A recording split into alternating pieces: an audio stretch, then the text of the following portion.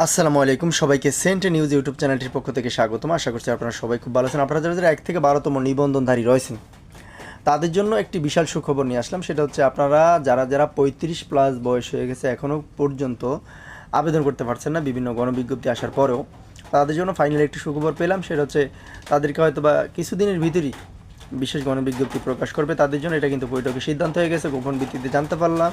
পুরো ভিডিওটি যদি দেখেন তাহলে কিন্তু আরও অনেক তথ্য পাবেন, যেটা কিন্তু আপনার জন্য অনেক কার্যকর।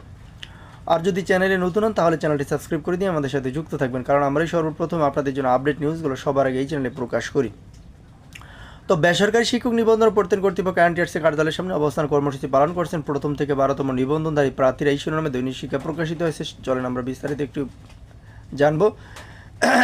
বয়সের সনদের মেয়াদ শিথিল করে বিশেষ গণবিজ্ঞপ্তি প্রকাশের দাবিতে বেসরকারি শিক্ষক নিবন্ধন প্রত্যয়ন কর্তৃপক্ষ এনটিআরসি কার্যালয়ের সামনে অবস্থান কর্মসূচি পালন করছেন 1ম থেকে 12তম নিবন্ধনধারী প্রার্থীরা।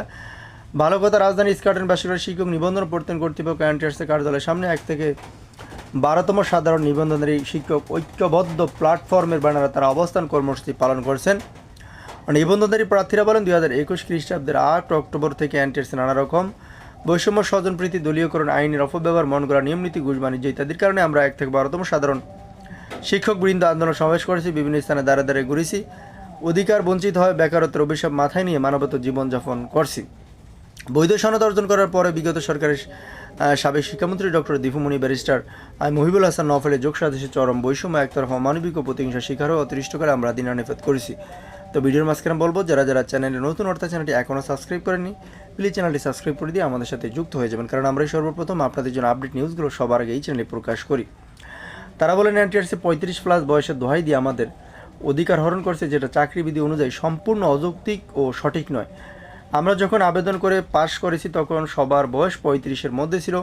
এনটিআরসি 1 থেকে 12তম তাদের রোল ও রেজিস্ট্রেশন নম্বর ব্যবহার করে 60,000 জাল সনদি অযোগ্যদের চাকরি দিয়ে শিক্ষা ব্যবস্থাকে ধ্বংস করে দিয়েছে। বিভিন্ন প্রিন্ট মিডিয়া, ইলেকট্রনিক্স মিডিয়া ও তালাশ 152 নং প্রমাণ করেছে। তিনি আরও বলেন 2 লাখের সনদ 6 থেকে 8 লাখে চাকরি প্রদান করে 48,000 কোটি টাকা ঘুষ বাণিজ্য করেছে বিগত সরকার, যেটা দেশের ভবিষ্যৎ শিক্ষা ব্যবস্থাকে চরম ক্ষতিগ্রস্ত করবে, তাতে কোনো সন্দেহ নেই।